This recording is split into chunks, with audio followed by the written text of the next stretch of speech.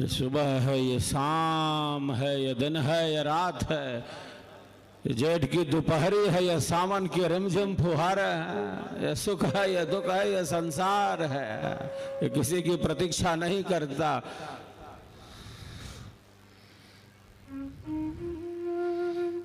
व्यतीत होता जा रहा है।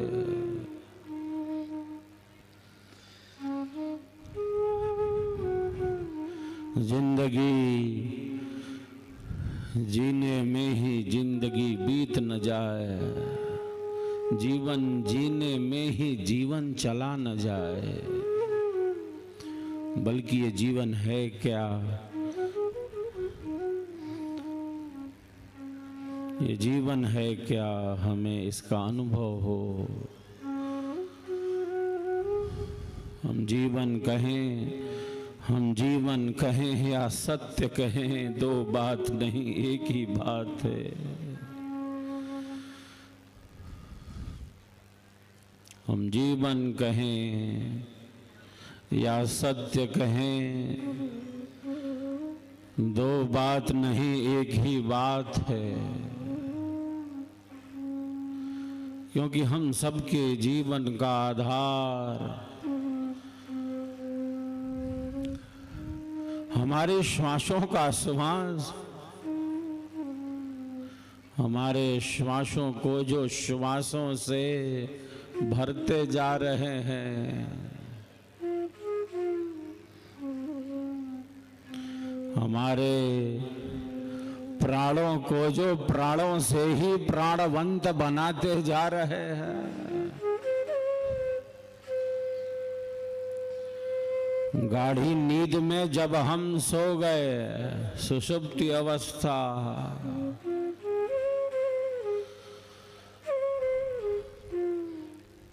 मन निश्चेष्ट है गाढ़ी नींद में।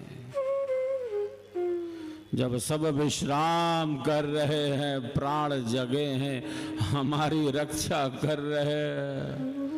प्राणों का प्राण, हमारे श्वासों का श्वास।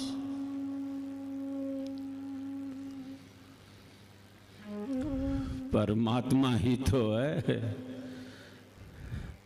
परमात्मा ही तो है। हमारे श्वासों का श्वास, हमारे प्राणों का प्राण, हमारी आत्मा के अंदर बल प्रदान करने वाला परम आनंद स्वरूप परमात्मा है।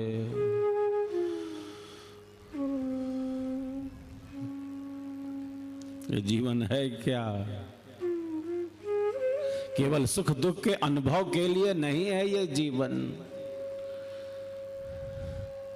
केवल संसार के भोगों, पदार्थों, संबंधों के लिए ही ये जीवन नहीं है। ये जीवन तो हमें मिला है स्वयं को जानने के लिए, परम पिया के दीदार के लिए। इतना सुंदर देव दुर्लभतम ये मानव का चोला मिला है, ये रथ मिला है हमें परम सत्य के अनुभव के लिए, परम ज्ञान के लिए, परम सत्ता के दीदार के लिए मिला है। क्योंकि हम सबके जीवन का आधार वही है, हमारी श्वासों का श्वास वही है। एक व्यक्ति मूर्ति बनते हुए देखना चाहता है,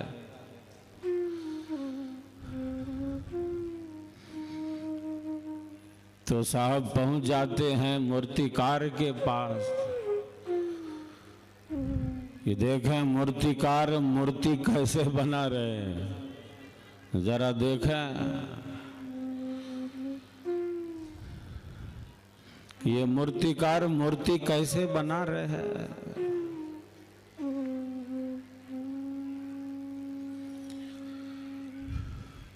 मूर्तिकार को पत्थर तोड़ते हुए देखते हैं। यह जिज्ञासु व्यक्ति देखता है कि मूर्तिकार तो हथौड़े के प्रहार से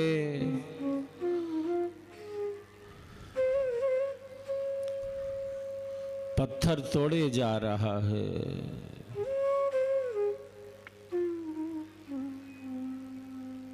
पूछता है कि मैं मूर्ति बनते हुए देखना चाहता हूं, इसीलिए तो आया हूं। आप तो केवल पत्थर तोड़े जा रहे हो। मूर्ति कब बनाओगे? मूर्ति कब बनाओगे? आप मूर्ति तो बना नहीं रहे, आप बस पत्थर तोड़े जा रहे हो। मूर्ति कब बनाओगे? मैं मूर्ति बनते हुए देखना चाहता हूं, इसीलिए तो आया हूं आपके पास।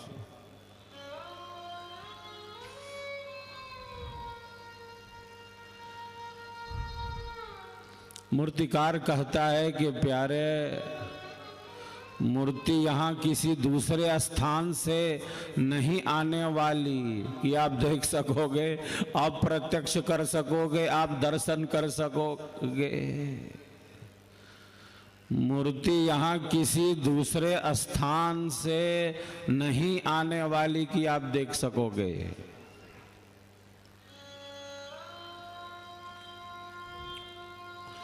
मैं तो उन्हीं पत्थरों को तराशता, काटता, छांटता,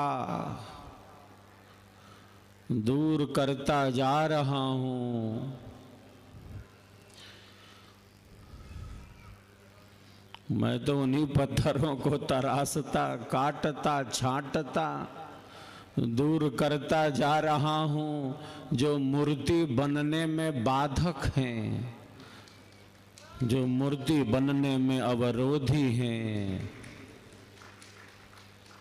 उन्हीं पत्थरों के हटते ही, उन्हीं पत्थरों के दूर होते ही, उन्हीं पत्थरों के हटते ही मूर्ति इसी में से प्रकट हो जाएगी। वो इसी में है। वो बाहर से थोड़े आने वाली है कि आप देख सकोगे, आप दर्शन कर सकोगे। वो इसी में है। मैं तो ऐसे इन पत्थरों को तराशता, काटता, छांटता, दूर करता जा रहा हूं। इन्हीं पत्थरों के हटते ही मूर्ति इसी में से प्रकट हो जाएगी।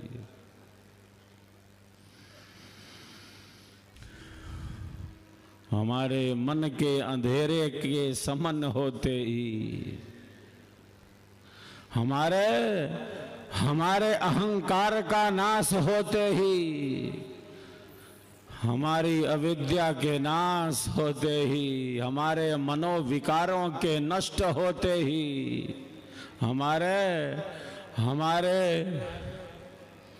अहंकार के समन होते ही जो प्रभु परमात्मा की दिव्य भव्य मूर्ति है हम सबके भीतर, उसका प्रत्यक्ष दर्शन होता है, परम पिया का दीदार होता है।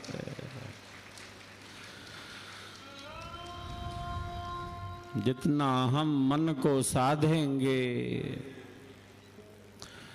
सूक्ष्मता में ही तो शक्ति है। ऊर्ध्वारोहण हो हमारा, जैसे अग्नि की ज्वालाएं, जैसे अग्नि की ज्वालाएं सदैव ऊपर की ओर ही उठती हैं,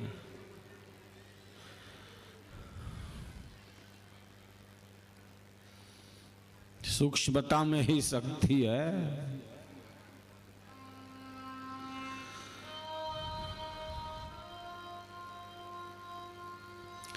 अग्नि को हम बुझा तो सकते हैं जल के प्रयोग से,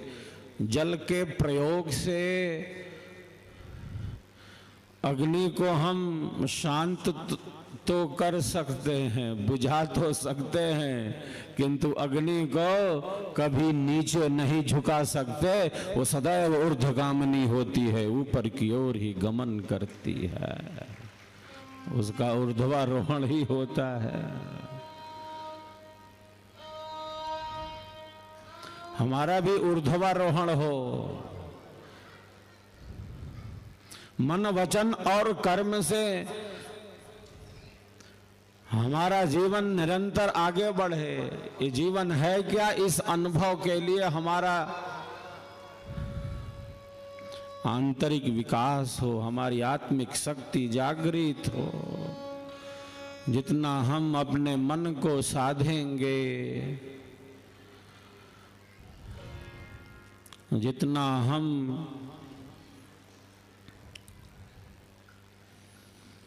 अपने मन को साधेंगे,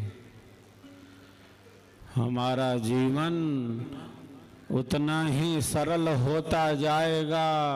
हमारे जीवन की कठिनाइयाँ और हमारे जीवन की जटिलताएं उतनी ही कम होती जाएंगी जितना हम अपने मन को साधेंगे।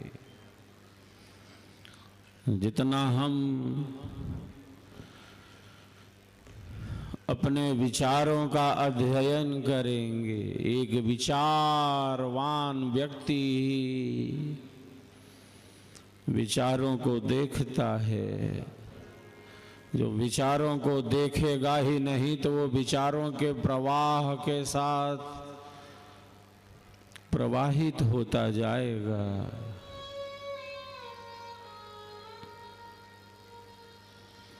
तो देखता है अपने विचारों को,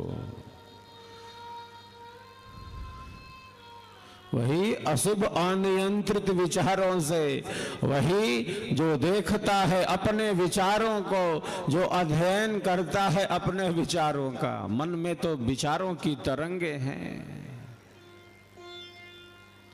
हजारों हजार विचार। मन पर नियंत्रण न होने से ही तो आज समाज में विसंगतियां बढ़ रही हैं, कठिनाइयां जटिलताएं बढ़ रही हैं।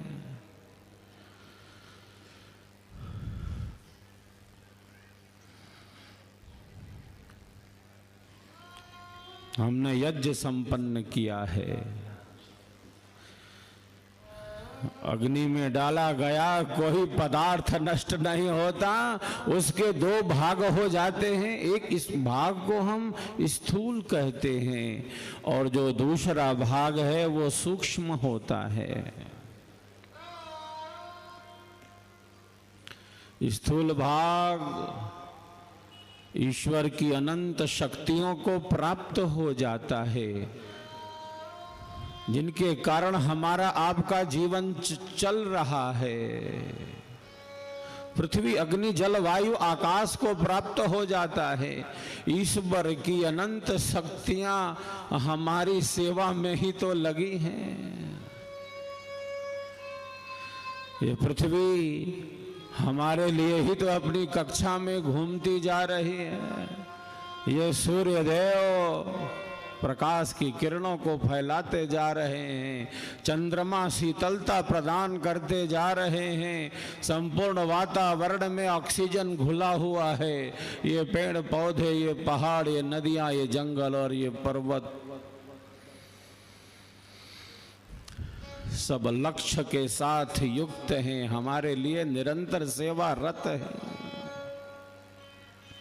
तो यज्ञ का स्थूल भाग इन स्थूल शक्तियों को प्राप्त हो जाता है, जिनके कारण हमारा ये भौतिक शरीर, ये जीवन चल रहा है। ईश्वर की सृष्टि में हम सब कुछ ग्रहण करते जाएं और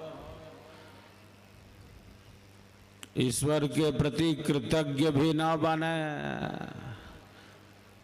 हम केवल ग्रहण करते जाएं और कृतज्ञता भी ज्ञापन ना करें। हम मनुष्य हैं, हमारे मन में विचारों की शक्ति, हमारा मन विकसित मन है। यज्ञ हवन के माध्यम से हम ईश्वर की अनंत शक्तियों के प्रति कृतज्ञता ज्ञापित करते हैं, जिनके कारण हमारा जीवन चल रहा है।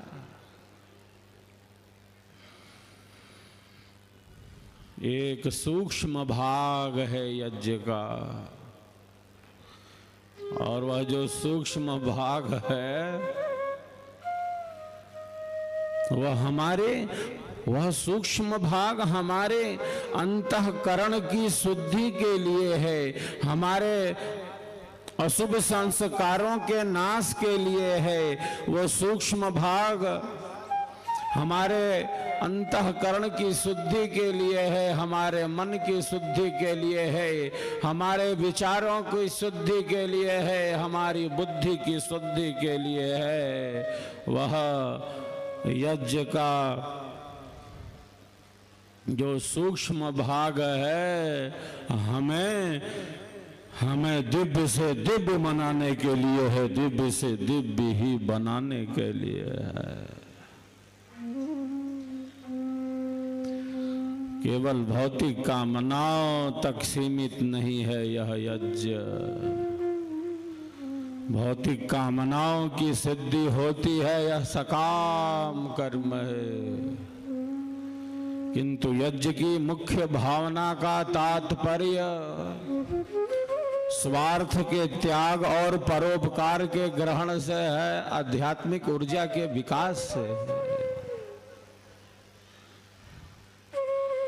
हमारी सनातन संस्कृति का प्राण है यह यज्ञ, वैदिक संस्कृति का सार है यह यज्ञ। तो आज की यह छठा अत्यंत ही निराली, जब लाखों साधकों ने इस महायज्ञ को भव्य से भव्य और दिव्य से दिव्य ही मनाया है, दिव्य से दिव्य ही मनाया है। एक बार सब एक दूसरे के लिए तालियों की गड़गड़ाहट कर रहे हैं। अब दोनों हाथ ऊपर उठाइए, हम सब जय घोष करेंगे। हम सब का संकल्प महान, सर्वेद महामंदिर निर्माण। हम सब का संकल्प महान, सर्वेद महामंदिर निर्माण। हम सब का संकल्प महान, सर्वेद महामंदिर निर्माण। विहंगम योगी करे पुकार, ध्यात्म मूर्ति हो तैयार। विहंगम योगी करे पुकार, सदगुरु मूर्ति हो तैयार। संकल्प दिव्य निभाएंगे, हम मूर्ति भव्य बनाएंगे। संकल्प दिव्य निभाएंगे, स्वर्वेद घर घर पहुँचाएंगे। हम सब का संकल्प महान। स्वर्वेद महामंदिर निर्माण। सब एक दूसरे के लिए तालियों की गड़गड़ाहट कर रहे हैं। सामने जहां तक दृष्टि जा रही है, श्रद्धा का सैलाब ही दिखता जा रहा है। सामने जहां तक दृष्टि जा रही है, आप सबों की श्रद्धा भक्ति ही प्रत्यक्ष है। यज्ञ प्रेमियों का प्रेम ही प्रकट है। साधक साधिकाओं की सहजता ही दिखती जा रही है। एक बार सब पुनः एक दूसरे के लिए तालियों की गड़गड़ाहट कर रहे हैं।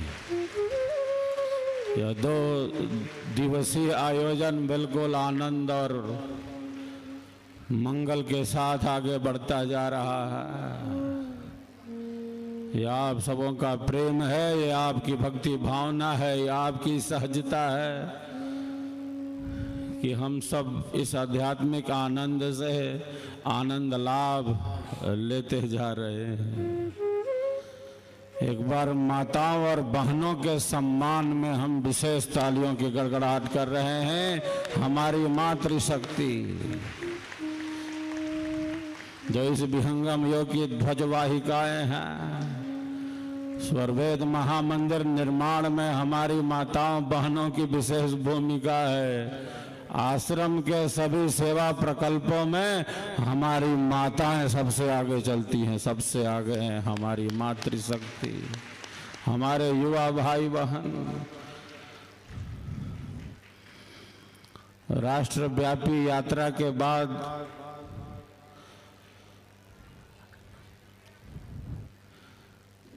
बीस दिनों से स्वरवेद महामंदिर के ही पवित्र परिसर में हूँ।